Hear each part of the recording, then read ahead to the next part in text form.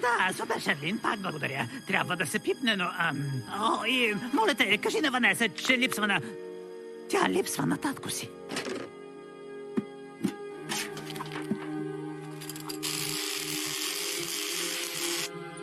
Искаш ли да чуеш една история?